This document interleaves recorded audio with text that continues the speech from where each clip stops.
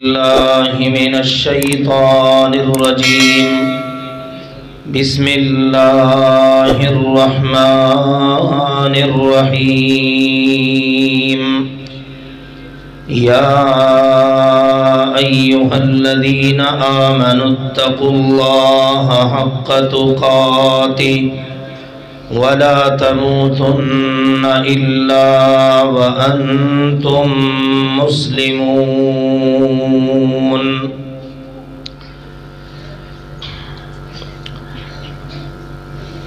انشاءاللہ العزیز اصل خطابات تو میرے بعد ہمارے معزز مہمانوں کے ہوں گے.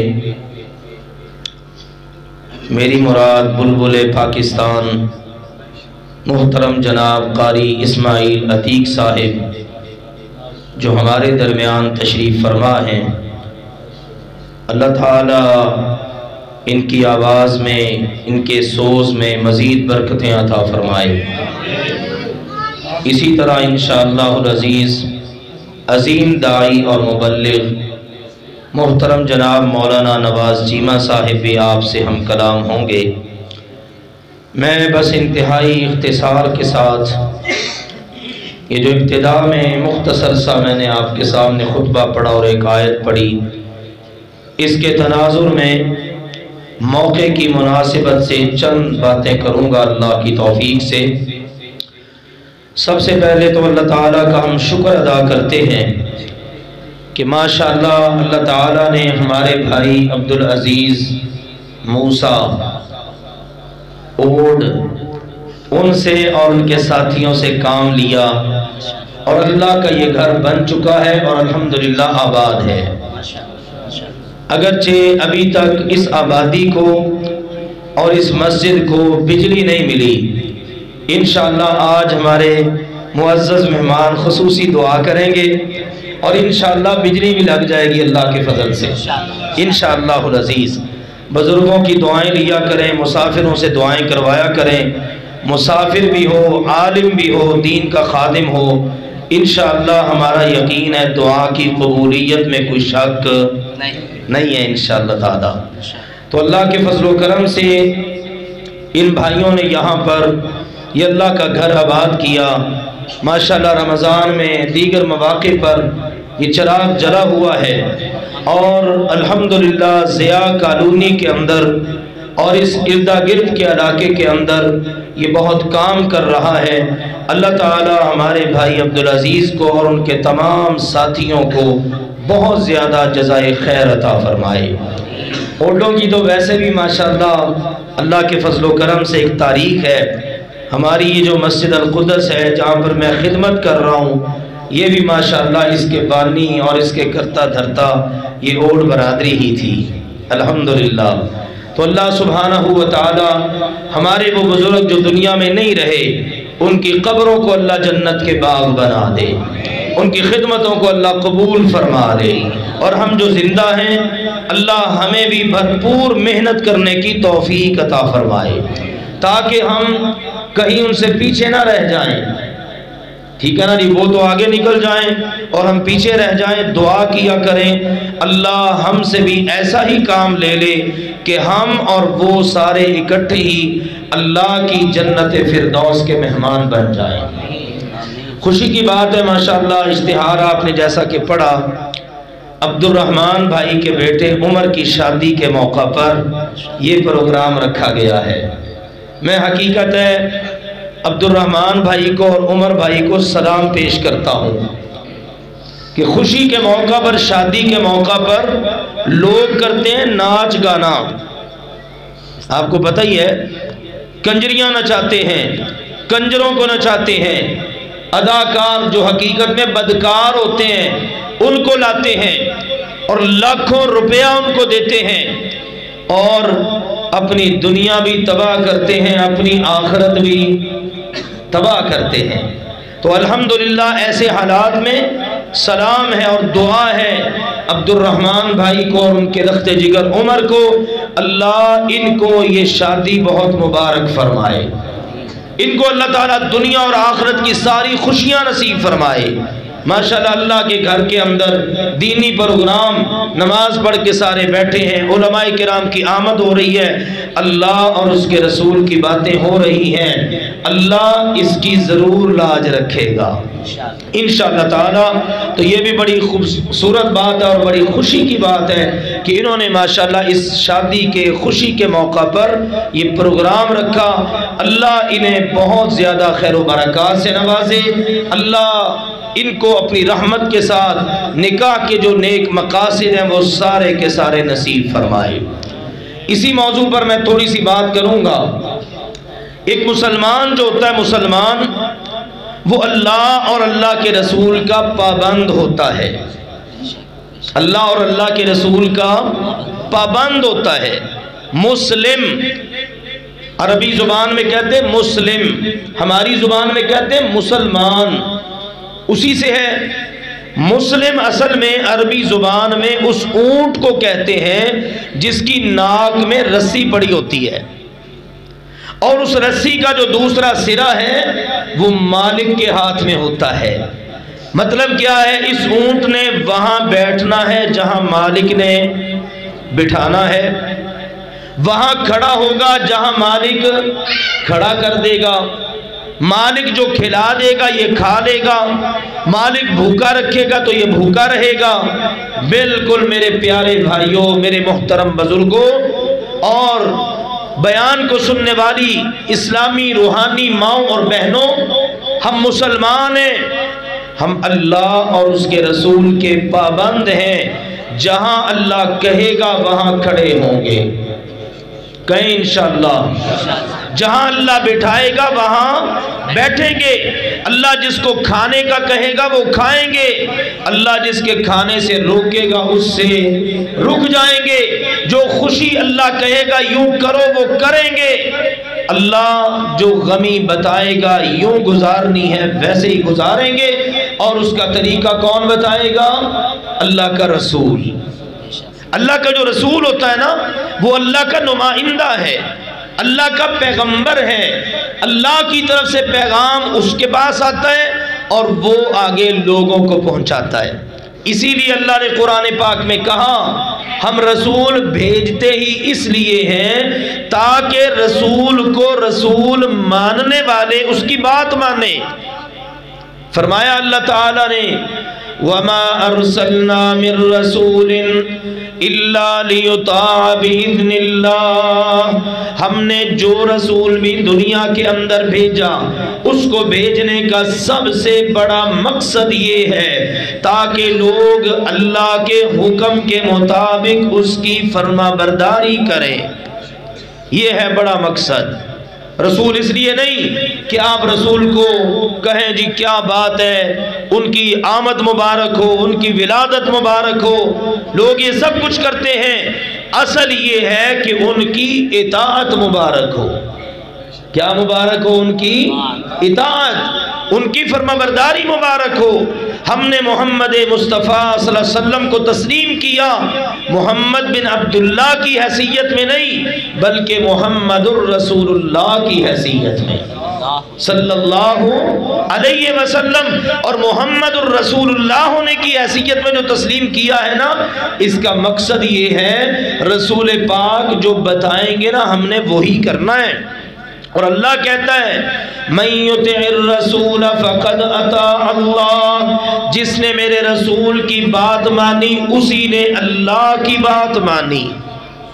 अल्लाह की बात मानने के लिए ज़रूरी है रसूल पाक की मानी जाए। अब रसूल पाक सल्लल्लाहु अलैहि वसल्लम ने जो दीन दिया है ना, उस दीन के अंदर ये नहीं है कि खुशी करो ही ना, उस दीन के अंदर है खुशी करो, लेकिन उस खुशी के करने में कोई ऐसा काम ना करो जिससे अल्लाह नाराज होता हो। फजूल खर्चियां करते रहो, तकब्बुर करो, अकड़ते रहो, और इसी तरह की बेतहाशा चीजें हैं जो मुआशरे के अंदर हिंदुओं की रस्म और रवाज इख्तियार कर लो। लोग क्या कुछ करते हैं, शादी का मौका ही देख लो ना जी, ये मेहंदी की रस्म हो रही है, ये जनाब माइयों की रस्म हो रही है, ये सारी की सारी रस्में किन की हैं? हिंदुओं की। लड़के लड़कियां इकट्ठे हैं, لڑکوں نے بھی وہ لباس پہنے ہوئے جو لڑکیاں پہنتی ہیں، فضول خرچی ہے کہ بے انتہا، آتش بازی ہو رہی ہے، ڈھول بج رہا ہے، بچے بچیاں ناچ رہے ہیں، بلکہ آپ نے دیکھا ہوگا اب تو نوجوان ہی نہیں باپے بھی ناچ رہے ہوتے ہیں۔ آپ اندازہ کریں ہیں کون مسلمان؟ تو آؤ میرے عزیزو، ہمارے پیارے نبی کریم صلی اللہ علیہ وسلم نے بتا دیا، خوشی کرو، ضرور کرو، اسلام اس پہ پابندی نہیں لگاتا، لیکن خوشی کرو اس طرح کہ جس طرح پتہ چلے یہ مہذب لوگ ہیں، یہ بڑے اچھے لوگ ہیں، اس طرح نہیں کہ کھلنڈرے اور اس قسم کی چیزیں۔ اب دیکھو نا، نبی اکرم صلی اللہ علیہ وآلہ وسلم آپ نے اپنی 4 بیٹیوں کی شادیاں کی۔ آپ علیہ السلام کے زمانہ مبارک میں صحابہ کرام کی شادیاں ہوئیں۔ آپ نے کیا تعلیم دی؟ شروع سے آخر تک سب بتا دیا کہ جب تم نے اپنے بیٹے کے لیے، اپنی بیٹی کے لیے رشتہ ڈھونڈنا ہے تو کیا دیکھو؟ فرمایا رسول اکرم صلی اللہ علیہ وسلم نے، لڑکا دیکھنا ہے اپنی بیٹی بہن کے لیے تو کیسا دیکھو؟ اذا اتاکم من ترضون دینہ وخلقہ، جب تمہارے پاس ایسا انتخاب یا ایسے لڑکے کا رشتہ آئے جس کا دین اچھا ہے اور اخلاق اچھا ہے۔ کتنی باتیں ہو گئی؟ 2۔ نمبر 1 دین، نمبر 2 اخلاق، اچھا بولتا ہے، سچ بولتا ہے، اخلاق اچھے ہیں، بڑوں کا ادب کرتا ہے، چھوٹوں پر شفقت کرتا ہے، دین اچھا ہے، نماز پڑھتا ہے، قرآن پڑھتا ہے۔ یہ 2 چیزیں دیکھو۔ آج ہم کیا دیکھتے ہیں؟ آج ہم دیکھتے ہیں اس کے پاس کوٹھی ہو، یہ کوئی کام کاج کرتا ہے کہ نہیں کرتا، یہ نہیں دیکھیں گے نماز پڑھتا کہ نہیں، چہرے پر سنت رسول ہے کہ نہیں، اس کا اخلاق کیسا ہے، اس کو قرآن پڑھنا آتا ہے کہ نہیں پڑھنا آتا۔ وہ کل میں ایک تحریر پڑھ رہا تھا، ہماری جماعت کے بہت بڑے شیخ الحدیث ہیں، بیمار رہتے ہیں، دعا کریں اللہ ان کو شفاء کاملہ عاجلہ عطا فرمائے۔ شیخ الحدیث مولانا عبدالحنان صاحب غالباً، ان کے پاس جب کوئی فتویٰ لینے آتا ہے نا کہ میں نے اپنی بیوی کو طلاق دے دی ہے، تو وہ کہتے ہیں بیٹا پتر اتھے بہ نہ ذرا، طلاق دا مسئلہ میں بعد جو دساں گا، پہلے میں نماز سنا کہ تینوں نماز آندی ہے، نماز تجھے آتی ہے؟ اگر نماز آتی ہے تو پھر تو تیری باقی چیزوں کا بھی اعتبار ہے۔ تو آپ اندازہ کریں جو بڑے بزرگ ہیں وہ اس طرح تربیت کرتے ہیں۔ تو میرے عزیزو، ہم کیا دیکھتے ہیں؟ اس کو نماز آتی ہے، قرآن آتا ہے، یہ نہیں دیکھتے، ہم دنیا داری کو دیکھتے ہیں۔ اور دوسری بات پتہ کیا ہوتی ہے؟ کہتے ہیں چلو جی منڈا نمازی بانی جائے گا، منڈا داڑھی راکھی لے گا جی۔ آپ اندازہ کریں ذرا، آپ ذرا سوچیں، غور کریں، کہتے ہیں یہ منڈا داڑھی رکھ لے گا، اے منڈا جناب نمازی بن جائے گا، کیا اے منڈے نو اللہ رزق نہیں عطا کرے گا؟ اللہ دا کاروبار بھی چلا سکتا ہے، اللہ تعالیٰ اس بات پر قادر ہے، اس کو اللہ تعالیٰ دنیا بھی عطا کر دے۔ لیکن میں بتا یہ رہا ہوں کہ ہمارے معاشرے کا مزاج کیا بن گیا۔ نبی کریم صلی اللہ علیہ وسلم نے فرمایا لڑکا دیکھو تو ایسا اس کا دین اچھا ہو اور اس کا اخلاق اچھا ہو۔ فرمایا ایسا لڑکا اگر مل جائے فَزَوِّجُوا، اس کے ساتھ رشتہ کر لو، إِلَّا تَفْعَلُوا تَكُنْ فِتْنَةٌ فِي الْأَرْضِ وَفَسَادٌ عَرِيضٌ، اگر تم نے میری مان کر ایسا نہ کیا تو معاشرے کے اندر لمبا چوڑا فتنہ اور فساد پھیل جائے گا۔ پھر کیا ہوتا ہے؟ زنا عام ہو جاتا ہے، بیٹیاں گھروں میں بیٹھی ہوئی ہیں، بہنیں بیٹھی ہوئی ہیں، بال سفید ہو رہے ہیں، رشتہ نہیں جی مل رہا۔ یہ معیار دیکھو، اللہ کے نبی صلی اللہ علیہ وسلم نے گارنٹی دے دی، یہ معیار تم دیکھ لو، تمہارے سارے مسئلے اللہ حل کر دے گا۔ یہ ہے لڑکے کے لیے انتخاب۔ لڑکی کیسی ہو؟ فرمایا سنو، الا انبئکم بخیر ما یکنز، آؤ میں تمہیں بتاتا ہوں کائنات کا بہترین خزانہ کیا ہے، دنیا کا بہترین خزانہ کیا ہے؟ فرمایا المرأۃ الصالحہ، نیک عورت دنیا کا بہترین خزانہ ہے۔ سب سے بہترین خزانہ کیا ہے جی؟ نیک عورت، سونا نہیں، چاندی نہیں، ہیرے جواہرات نہیں، کوٹھیاں بنگلے نہیں، پراپرٹیاں نہیں، کوئی عہدہ مل جانا نہیں، سب سے بہترین خزانہ کائنات کا نیک عورت ہے۔ اور نیک عورت کون ہے؟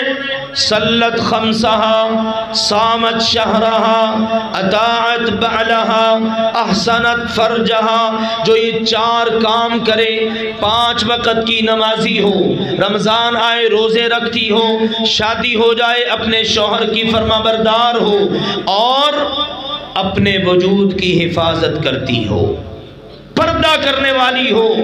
نبی کریم صلی اللہ علیہ وسلم نے فرمایا یہ اتنا قیمتی خزانہ ہے، قیامت کے دن اللہ اس کے لیے جنت کے 8 ہی دروازے کھلوا دے گا، اور کھلوا کے فرمائے گا میری بندی دخلتی من ایہا شئتی، جا جس دروازے سے تیرا دل چاہتا ہے جنت میں داخل ہو جا۔ فرمایا ایسی لڑکی کا انتخاب ہونا چاہیے، یہ ہے معیار۔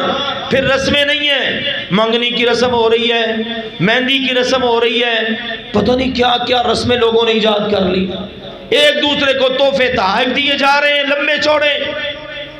میرے عزیزو، ان تکلفات کی ضرورت ہی کیا ہے؟ نبی کریم صلی اللہ علیہ وسلم نے فرمایا سب سے زیادہ برکت اس نکاح میں ہوگی ایسرہ مؤنہ، جس میں تکلفات جتنے کم ہوں گے، جتنے آپ کے تکلفات کم، خرچے کم، اتنی اللہ کی رحمت اور برکت زیادہ ہوگی۔ آج دیکھ لو نا، لوگ اس طرف توجہ ہی نہیں کرتے۔ آئیے اگلی بات، دوسرا جو اہم موقع ہوتا ہے وہ ہوتا ہے نکاح کی تقریب۔ نسبت ہو گئی، انتخاب ہو گیا، لڑکے نے بھی قبول کر لیا، اس کے والدین نے بھی، لڑکی اور اس کے ولی نے بھی۔